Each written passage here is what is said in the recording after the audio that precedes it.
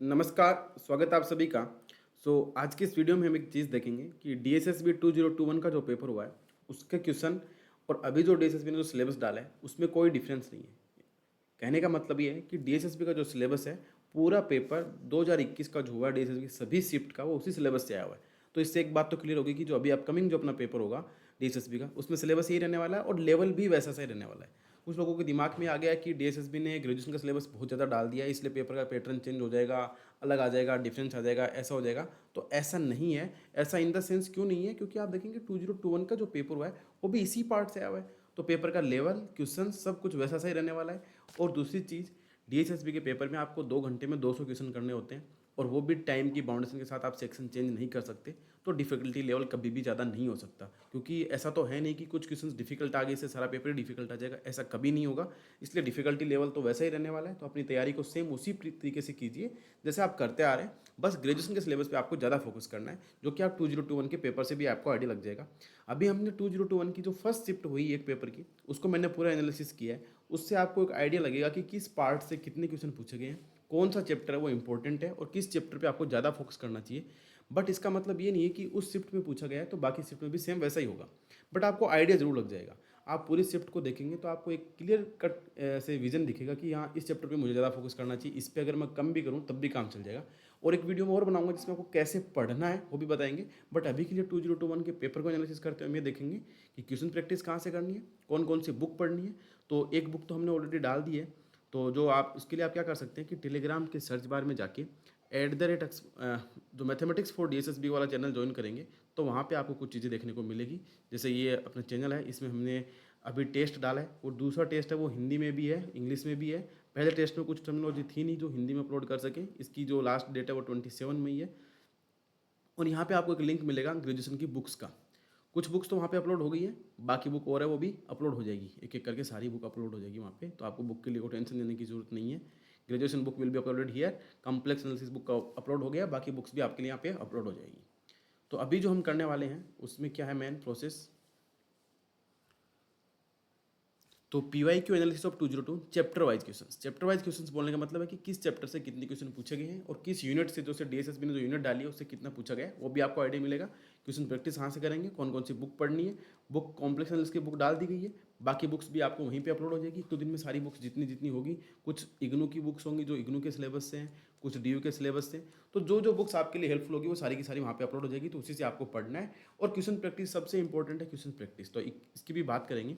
तो अभी आप एक बार ये सिलेबस को थोड़ा देखिए। इस सिलेबस को जो 2021 का जो पेपर है वो और डीएसएसबी का सिलेबस है, उसमें बहुत कुछ सिमिलरिटी है, तो इसी से आपको आइडिया लगना चाहिए। और पेपर का डिफिकल्टी लेवल 2 आर, आपको पता है कि 2 आर में 200 क्वेश्चंस करना कोई नॉर्मल बात नहीं है, और वो भी ग्रेजुएशन लेवल के क्वेश्चंस करना। तो डिफिकल्टी लेवल ज़्यादा चेंज नहीं होने वाला, ऐसा सही रहने वाला है। बट आपको सिलेबस का आइडिया पूरा होना चाहिए। जैसे कैलकुलस में derivative of graphic, application, sketching, tracing curve, volume and area of surface, ये वाला जो टॉपिक है कन्फ्यूजिंग वाला है, बट ये ग्रेजुएशन का ही है, इसमें ज़्यादा सोचने की जरूरत नहीं है। क्यों? क्योंकि इसमें कुछ क्वेश्चन 9th-10th के बेसिस पे पूछे गए हैं, बट कुछ शिफ्ट में आपको area and surface of revolving से भी पूछा गया है। तो इसका मतलब क्या है कि ये वाला पार्ट थोड़ा इंपॉर्टेंट है। इसके बाद हम बात करते हैं algebra, theory of equation, complex number. अब आप कॉम्प्लेक्स नंबर ग्रेजुएशन वाला पढ़े या 11th-12th का पढ़े, क्वेश्चन देखते ही आपको आइडिया लगेगा कि ये वाला पार्ट तो आपको 11th-12th से ही करना है। इसी टाइप से इसमें रियल एनालिसिस सबसे इंपॉर्टेंट, ये वाला रियल एनालिसिस है। इसमें एक एक आपको क्वेश्चंस दिखेंगे तब आइडिया लगेगा। Differential equation, theory of real function, multivariate calculus, partial differential equation, Riemann integration, ring theory, matrix spaces, group theory, complex analysis और ring theory and linear algebra. अब आप एक बार 2021 का पेपर देखिए, मैंने आपके लिए थोड़ा एनालिसिस किया है, तो उसमें आपको आइडिया पता लग जाएगा।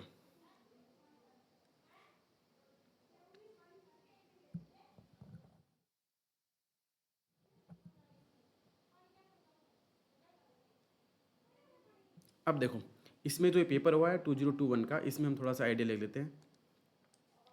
अब ये पूरा शिफ्ट फर्स्ट में आपको पता है कि स्टार्टिंग में जो क्वेश्चन आते हैं वो फर्स्ट पार्ट के आते हैं। उसके बाद आप 88 या 89 नंबर पेज पे जाएंगे, तो जहाँ से मैथमेटिक्स के क्वेश्चन स्टार्ट हो जाते हैं। तो सबसे पहला जो क्वेश्चन है वो आपको थोड़ा देखने को मिलेगा यहाँ पे। एक सेकेंड। अब देखो कि f is a function of up twice differentiable then it is said to be concave up and downward. तो आप अगर थ्योरी ऑफ रियल फंक्शन में लिमिट, कंटिन्यूटी, डिफरेंशिएबिलिटी पढ़ते हैं, एप्लीकेशन ऑफ डेरिवेटिव पढ़ते हैं, वहाँ पे हम देखते हैं कि कॉनकेव अप होगा तो फंक्शन है डबल डेरिवेटिव उसका क्या होना चाहिए, ग्रेटर देन जीरो होना चाहिए, डाउन होने के लिए आप डबल डैश डेरिवेटिव क्या होना चाहिए, लेस देन जीरो होना चाहिए। तो ये वाली प्रॉपर्टी आपको यहाँ पे यूज करनी है डबल डेरिवेटिव के साथ। और मैक्सिमा मिनिमा के लिए हम देखते हैं कि फंक्शन इंक्रीजिंग डिक्रीजिंग ये सब चीज़ें होनी चाहिए। इसके बाद हम आगे बात करते हैं सेकंड क्वेश्चन के लिए। एक सेकंड, थोड़ा ज़्यादा ही आगे निकल गया।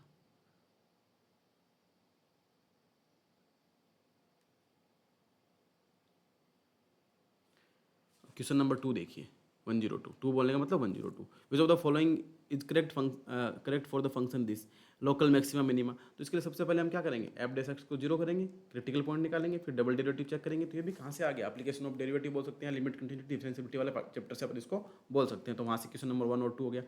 उसके बाद पूछा गया आगे नेक्स्ट क्वेश्चन, अगर क्वेश्चन नंबर 3 आप देखेंगे, so which of the following is not included in general methodology to draw a algebraic curve। तो ये कर्व ट्रेसिंग का पार्ट हो गया, कैलकुलस वाले पार्ट से हो गया। क्वेश्चन नंबर 4 देखेंगे कि when the curve is said to be symmetric about the origin, curve tracing के वाले पार्ट से हो गया। आगे वाला क्वेश्चन देखेंगे, the surface area of sphere of radius a, अपन को पता है 4 पाई इसका होता है, तो ये 9th 10th से डायरेक्ट फॉर्मूला भी बोल सकते हैं, बट इसको आप इंटीग्रेशन की हेल्प से भी कैलकुलस में भी इसका यूज करके निकाल सकते हैं। तो इसी टाइप से यहाँ पे इसमें पूछा गया है। तो ये वाला पार्ट आपको ग्रेजुएशन से पढ़ना है, बट आप जैसे ही को दूसरी शिफ्ट देखेंगे तो वहाँ पे आपको दिख जाएगा कि रिवॉल्विंग सरफेस एरिया भी पूछा हुआ है। तो इसका मतलब आपको ग्रेजुएशन वाले पार्ट से पूछ करना है। इसकी बुक भी मैं आपको अपलोड कर दूंगा। इसके बाद when the fluid is incompressible, divergence zero होना चाहिए, वेक्टर कैलकुलस में आ गया। अब इन्होंने कैलकुलस में मेंशन किया, पर ये वेक्टर कैलकुलस का पार्ट है। अब ग्रीन थ्योरम और डाइवर्जेंस थ्योरम, ये स्टोक थ्योरम, इन सबको इन्होंने मल्टीवेरिएट कैलकुलस में डाला है, बट वो भी क्या है, वो भी इसी का ही पार्ट है कैलकुलस का। अब अब देखो कोई बोल रहे थे कि 11th 12th का नहीं है, या ऐसा बोल सकते हैं कि वेक्टर अलजेब्रा, देखो एक वेक्टर ए है और एक वेक्टर बी पूछा, ए डॉट बी। अब ये कौन सी क्लास में पढ़ते हैं आप, 12th क्लास में तो पढ़ते हैं वेक्टर अलजेब्रा में, तो वहीं से क्वेश्चन हो गया। आगे वाली कंडीशन में क्या बोला गया है, what is the condition all for perpendicularity two vector, dot product zero होना चाहिए। ये भी हम 12th क्लास में पढ़ते हैं, परपेंडिकुलरिटी के लिए डॉट प्रोडक्ट क्या होना चाहिए, जीरो होना चाहिए। अब हो सकता है ये ग्रेजुएशन में भी थोड़ा बहुत एप्लीकेशन दे रखा हो, तो वहाँ से भी पढ़ सकते हैं, बट कहने का मतलब है कि जो सिलेबस यूजी की ओर जा रहा है और उसको हम 11th 12th को पढ़ते हुए चलेंगे। आप देखेंगे कि हमने 2 टेस्ट अपलोड किए, एक तो नंबर थ्योरी का टेस्ट अपलोड किया, एक थ्योरी ऑफ फंक्शंस का किया है, जो सॉरी थ्योरी ऑफ इक्वेशन का किया है। तो थ्योरी ऑफ इक्वेशन में आप क्वेश्चंस देखेंगे तो आपको ग्रेजुएशन के साथ साथ उसमें आपको क्वाड्रेटिक इक्वेशन भी दिख जाएगा, उसमें आपको रिमाइंडर थ्योरम भी दिख जाएगा, उसमें आपको पॉलिनोमियल भी दिख जाएगा, उसमें आपको फैक्टराइज करने पे रिमाइंडर कितना बचता है, तो इस टाइप के फैक्टर कैसे बनते हैं, वो सारे क्वेश्चंस आपको देखने को मिलेंगे। तो इसका मतलब क्या, पूरा सिलेबस को हमने कवर किया है। ऐसा नहीं है कि आपको 11th 12th पे फोकस नहीं करना है, ग्रेजुएशन पे करना है, मोस्टली ग्रेजुएशन पे करना है, कुछ पार्ट आपको 11th 12th पे भी फोकस करते हुए चलना है। तो उसी टाइप से हमने पूरा पेपर को एनालिसिस किया। अब the graph of a quadratic function y equal to x square plus b x is parabola when it will be upward and downward curve, कब होगा। तो ये सब चीज़ें कहाँ पे आती है, अपन फंक्शंस में भी पढ़ लेते हैं क्वाड्रेटिक फंक्शन के लिए, और क्वाड्रेटिक इक्वेशन में भी पढ़ लेते हैं। तो इस टाइप के क्वेश्चंस भी आपको देखने को मिल जाएंगे। इसके बाद आगे हम बात करते हैं, the point A B C D taken in the order in the complex plane are the vertices of parallelogram. अब ये पैरेललोग्राम के वर्टिसेज कब होंगे, अब कॉम्प्लेक्स प्लेन में लेने का मतलब क्या, आप इस क्वेश्चन को आप 2D से भी कर सकते हैं, कॉम्प्लेक्स प्लेन से भी कर सकते हैं। कॉम्प्लेक्स प्लेन भी क्या होता है, 2 डायमेंशनल होता है, तो उसमें अपन 4 पॉइंट लेंगे तो पैरेललोग्राम बनेंगे, उन पर क्या कंडीशन होगी, तो ये कॉम्प्लेक्स नंबर से भी पूछ सकता है। तो वही क्वेश्चन ये वाला हो गया। उसके बाद आगे पूछा गया कि अगर किसी सेट की कार्डिनलिटी 4 है तो देन नंबर ऑफ पार्टीशन कितने होंगे, और ये वाला क्वेश्चन भी कहाँ से आता है, सेट रिलेशन फंक्शन से अपन इसको कर सकते हैं, तो सेट वाले पार्ट से आता है। इसी टाइप से अगर हम आगे चलते हैं, एक डिसिप्लिन का पूरा करेंगे अपन, find the number of antisymmetric relation on a set having 2 element, set से आ गया। उसके बाद है द इनवर्स ऑफ 3 मॉड्यूलो 7, ये नंबर थ्योरी से क्वेश्चन हो गया। उसके बाद ऑयलर 5 फंक्शन। अब देखो ये ऑयलर 5 फंक्शन बहुत इंपॉर्टेंट अपने आप में, ये 1 1 होता है कि नहीं होता, ऑन 2 होता है कि नहीं होता, इवन होता है कि नहीं होता, ओड होता है कि नहीं होता, फाई एन की वैल्यू क्या होगी n greater than equal to के लिए क्वेश्चन बहुत बार पूछा गया है, एक बार नहीं, बहुत मोर देन 3-4 टाइम की phi n greater than equal to 2 के लिए कैसा होगा, इवन होगा कि ओड होगा, पर प्रॉपर्टी सेम है, क्वेश्चन सेम है, तो वो बार बार पूछा रहा है, तो इसको आप कवर करेंगे। इसके बाद आ गया था convergence congruence relation, x equals to be mod has a unique solution, number theory से वापस क्वेश्चन। इसके बाद अगर आगे हम बात करें तो ये भी नंबर थ्योरी से। अब ये देखो, let A be n cross n matrix with each entry equal to +-1 0 such that every column has exactly +1 and exactly -1, then you can say about rank of a matrix. अब ये rank of a matrix है, ये हम बोल सकते हैं कि graduation में पढ़ते हैं, और रो एक्लॉन फॉर्म भी हम ग्रेजुएशन में पढ़ते हैं। तो इसी टाइप से, बट कई बार क्या होता है, किसी वेक्टर्स के आइगन वैल्यू निकालना, आइगन वेक्टर निकालना, या ये सब मैट्रिक्स ग्रेजुएशन में आता है, बट कुछ टाइम्स हम थोड़ा क्या कर सकते हैं, 11 12 पे भी फोकस करते हुए चलेंगे, ताकि कैसे ट्रांसफॉर्मेशन लगाते हैं, कैसे किसी मैट्रिक्स का डिटर्मिनेंट निकालते हैं, तो वो सारे क्वेश्चन अपन इसमें सोल्व करके चलेंगे, तो आपको पता भी नहीं चलेगा कि कौन सा पार्ट को कैसे कवर करना है। The reduce matrix row confirm graduation का आ गया। पता है इन द सेंस कि आपको 11th-12th का भी पढ़ते हुए ग्रेजुएशन की और दोनों तरफ लेके चलेंगे, और जो बुक मैं आपको अपलोड करूँगा उसमें पूरा सिंपल लैंग्वेज में रहेगी, आप वहाँ से पढ़ सकते हैं। Identify set in the supremum of set is equal to infimum of the set, यानी सेट कैसा होना चाहिए, बाउंडेड होना चाहिए, और फाइनाइट सेट हमेशा कैसे होते हैं, बाउंडेड होते हैं। तो ये वाला सुप्रीमम इनफिमम ये किस में आ गया, रियल एनालिसिस में प्रॉपर्टीज ऑफ आर पे आ गया। आगे बोलते हैं कि real number sequence action is said to be oscillating finitely कब होगी, ये भी सीक्वेंस रियल से आ गया। उसके बाद पूछा गया what is the theorem statement every bounded sequence has at least limit point, ये किसने बोला, बोल्जोना-वाइस्टाइस थ्योरम। तो ये किस में आ गया, रियल एनालिसिस में आ गया। तो टोटल 20 क्वेश्चन पहले वाले पार्ट हमने देखे। इसके बाद आप आगे वाले पार्ट में जाएंगे तो यहाँ पे ही पूछा कि set subset of R is given by f x equal to x square then f is uniformly continuous. अभी किस में आ गया, सीरीज ऑफ फंक्शन से आ गया। आगे वाले पार्ट देखें कि every convergent sequence real analysis से आ गया। तो ऐसे करके पूरी शिफ्ट का एनालिसिस करेंगे, और आप आगे की जो 2-3 शिफ्ट और हैं उनको देखेंगे तो आपको एक आइडिया लगेगा। अभी मैं इस शिफ्ट का पूरा एनालिसिस आपको बता देता हूँ कि इस शिफ्ट में कैसे कैसे क्वेश्चन क्या क्या पूछे गए। एक सेकंड।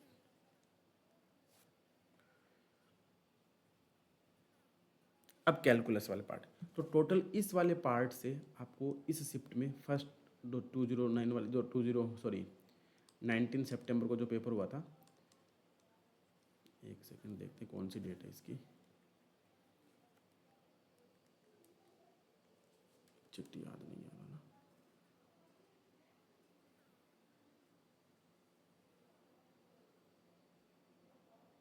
ये शिफ्ट है 13 सितंबर, सॉरी।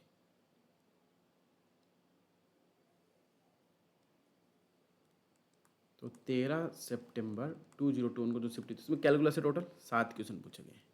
एलजेब्रा की बात करें तो टोटल 12 क्वेश्चन पूछे गए। रियल एनालिसिस की अगर हम बात करें तो टोटल 14 क्वेश्चन पूछे गए। इस 12 में क्वेश्चन नंबर 16 और 17 देखेंगे तो रो इकोनॉमिक फॉर्म और मैट्रिसेस से पूछे गए, इक्विवेलेंस रिलेशन फंक्शन से भी पूछे गए, बेसिक नंबर थ्योरी से भी पूछे गए, थ्योरी ऑफ इक्वेशंस के भी हैं, कॉम्प्लेक्स नंबर के भी हैं। तो इस टोटल इससे 12 क्वेश्चन है। रियल एनालिसिस से टोटल 14 क्वेश्चन हो गए। इसके बाद डिफरेंशियल इक्वेशन की अगर हम बात करें तो टोटल 7 क्वेश्चन है, वो इस वाले पार्ट से पूछे गए 7 question. Theory of real function की अगर हम बात करें तो टोटल क्वेश्चन नंबर 1, 2, 44, 43, यहाँ से भी 4 क्वेश्चन पूछे गए। मल्टीवेरिएट कैलकुलस में हम देखो अगर double integration, triple integration, Green Stokes theorem, ये सारी थ्योरम को इंक्लूड करें, और extrema function, two variable, properties of vector field को इंक्लूड करें, तो मल्टीवेरिएट कैलकुलस से टोटल 9 क्वेश्चन पूछे गए। पार्शियल डिफरेंस इक्वेशन से इस शिफ्ट में कोई क्वेश्चन नहीं पूछा गया, बट आगे की शिफ्ट देखेंगे तो वहाँ से क्वेश्चन पूछा गया है इसमें। और Riemann integration and series of function से आपको क्वेश्चन देखने को मिलेंगे। टोटल 8 क्वेश्चन पूछे गए इस वाले पार्ट से, टोटल 8 क्वेश्चन पूछे गए। Ring theory linear algebra first, इसको छोड़िए एक बार। मेट्रिक स्पेस से अगर आप देखेंगे तो टोटल 5 क्वेश्चन है। अब देखो छोटा सा चैप्टर है और 5 क्वेश्चन, सब कुछ मेंशन है। इसके मैं आपको शॉर्ट नोट्स अपलोड कर दूंगा तो वहाँ से आपको आइडिया मिल जाएगा। उसके बाद ग्रुप थ्योरी सेकंड को छोड़िए एक बार। कॉम्प्लेक्स एनालिसिस टोटल आप देखेंगे कि 9 क्वेश्चन पूछे गए।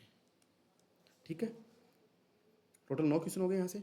इसके बाद रिंग थ्योरी लीनियर अलजेब्रा ये वाला पार्ट, ग्रुप थ्योरी ये वाला पार्ट, और एक वाला ये वाला पार्ट, यहाँ से टोटल 15 क्वेश्चन पूछे गए। अब अगर आप टोटल पूरा ऐड करते हैं तो अपने टोटल क्वेश्चन हो जाते हैं 90, और 10 क्वेश्चन किससे पूछे गए हैं, 10 क्वेश्चन अपने पूछे गए हैं टीचिंग मेथड से। तो टोटल कितने हो गए, 90 + 10 100 क्वेश्चन। आप काउंट कर लीजिए, टोटल 100 होंगे। 7, 19, 14, 33, 7, 40, 44, 53 और 23, 5 और 9, ये टोटल आपके 90 + 10। तो आप किसी और शिफ्ट को एनालिसिस करेंगे तो कॉम्प्लेक्स एनालिसिस में 9 इसमें पूछे गए हैं, बट इसका मतलब ये नहीं कि 9 इससे हर बार पूछे जा रहे हैं, अराउंड 5 का एवरेज हो रहा है। ग्रुप थ्योरी इन दोनों से मिला के 15 क्वेश्चन पूछे जा रहे हैं, और मैट्रिक्स से अराउंड 5 क्वेश्चन पूछे जाएंगे। रिमान वाले से आप ऐसा बोल सकते हैं कि 5 से 10 के बीच में रहते हैं। पार्शियल डिफरेंशियल से इसमें नहीं पूछा गया, तो इसमें डिफरेंशियल से 7 पूछे गए, तो इन दोनों का आप ऐसे सोच सकते हो कि 5 से 10 के अराउंड रहते हैं। मल्टीवेरिएट में इस बार जैसे 9 पूछ लिए हैं, इसमें थ्योरी ऑफ रियल फंक्शन से 4 है, तो ये इंक्रीज हो सकता है, ये 5, 6 भी हो सकते हैं, और ये 7, 8 भी हो सकता है। इसके बाद कैलकुलस में 7 से 10 मानो, एलजेब्रा में अराउंड 10 मानो, रियल एनालिसिस में आपको हमेशा ही 10 से 15 के बीच मिलेंगे। तो रियल एनालिसिस वाला पार्ट है वो ज़्यादा इंपॉर्टेंट है, 10 से 15 आपको हर बार मिल जाएंगे। ठीक है, ये तो आपको एक पेपर पैटर्न पे भरोसा करना चाहिए कि ऐसा ही आएगा। और एक चीज़ ये भी मान के कि अगर आप ये नहीं करेंगे तो इसके अलावा कोई ऑप्शन है भी नहीं, आपको यही करना चाहिए, मेरे अकॉर्डिंग आपको यही करना चाहिए। इसके बाद अगर हम बात करते हैं कि ईजी एंड स्कोरिंग पार्ट, जो कि आपको बार बार बोल रहा हूँ कि ये वाला पार्ट है वो ज़्यादा ईजी है, ये वाला पार्ट का डिक्रीजिंग ऑर्डर इस टाइप से है, बट इसका वेटेज ज़्यादा है, तो आपको इस पर फोकस करना चाहिए। अब बात करते हैं हम क्वेश्चन प्रैक्टिस कहाँ से करें। तो सबसे पहले तो मैं बोलूँगा कि आपको PYQ 2021 के जितने भी हुए, वो भले किसी भी एग्ज़ाम के हो, NVS, KVS, DSSB, RPSC, सभी के according to syllabus, according to syllabus सबसे पहले तो ये वाला पार्ट इसके बाद आप PYQ कर सकते हैं किसके, CUET PG का जो एंट्रेंस एग्जाम होता है वो भी अकॉर्डिंग टू सिलेबस। ऐसा नहीं कि सारे, क्योंकि इसमें सब कुछ सिलेबस में नहीं होता। ये CUET के PG के आपको PYQ वो @exponential मैथमेटिक्स का टेलीग्राम चैनल है, जिसमें हमारा पुराना एक्सपीरियंस है, उसमें हम पढ़ाते थे, वहाँ से आप देख सकते हैं। इसका कैसे क्या पढ़ना है वो आपको मैं एक बार शेड्यूल से अपलोड कर दूंगा। बट इससे पहले मैं तो आपको बोलूँगा कि आपको ये वाले पेपर हर चैप्टर वाइज आपको पता होना चाहिए किस चैप्टर में कैसे क्वेश्चन पूछा गया है इन सभी एग्जाम में, और वो एक एक करके आपका सोल्व होना चाहिए। बात करते हैं कौन सी बुक पढ़े। आपके पास जो भी ग्रेजुएशन की बुक है, जो भी ग्रेजुएशन की बुक है, उसमें अगर आपको ये टॉपिक मिल रहे हैं तो आप टॉपिक वहाँ से कवर करें, उसके बाद PYQ करें। ऐसा कोई क्वेश्चन नहीं होगा जो आपके पास ग्रेजुएशन की बुक है उससे आपने पढ़ा और इसमें आप नहीं कर पा रहे। 100% आपके पास जो भी ग्रेजुएशन की बुक होगी तो वहाँ के पढ़ के आप कर सकते हैं। और जो बुक्स हमारे पास अवेलेबल होगी वो बुक्स आपको मैथमेटिक्स फॉर DSSB वाला जो टेलीग्राम चैनल है वहाँ पे अभी आज या कल में पूरी की पूरी बुक है वो जितनी भी होंगी वो सब अपलोड कर दी जाएगी। उसमें कुछ इग्नू की होंगी, कुछ गोखरू की होंगी, कुछ JPH की होंगी, पर जो बुक की PDF अवेलेबल होगी वो सारी अपलोड कर दी जाएगी। उसके बाद आपके पास ग्रेजुएशन की जो कोई भी बुक है उसको पढ़िए, आप क्या करें DSSB की PYQ करें, और फिर आप CUET PG के PYQ करें। और साथ साथ में अगर PYQ कर रहे हैं तो इसके लिए आपको टेस्ट जरूर देना चाहिए। टेस्ट सीरीज सबसे इंपॉर्टेंट है, जो आपको टाइम, मिस्टेक और सब टाइम मैनेजमेंट कैसा होता है, मिस्टेक को अवॉइड करने का तरीका भी आपको पूरा समझाता है। तो ये सब आपको जरूर करना है। इसके लिए हम आपके लिए फुल लेंथ टेस्ट भी रखे हैं, मेजर टेस्ट भी रखे हैं, माइनर टेस्ट भी रखे हैं। तो इसके लिए आप एक्सपोनेंशियल मैथमेटिक्स एप्लीकेशन डाउनलोड करके टेस्ट सीरीज ज्वाइन कर सकते हैं। और इस टेस्ट सीरीज में ये ऑफर प्राइस है वो आज लास्ट डेट है 749, इसके बाद इसके 999, और एग्जाम डेट होने के बाद ये 100% इंक्रीज होगी। जो मैं आपको पहले से बोल रहा हूँ कि इससे पहले नहीं रुकने वाली। 1499 इसकी बहुत ज़्यादा हार्ड वर्क है।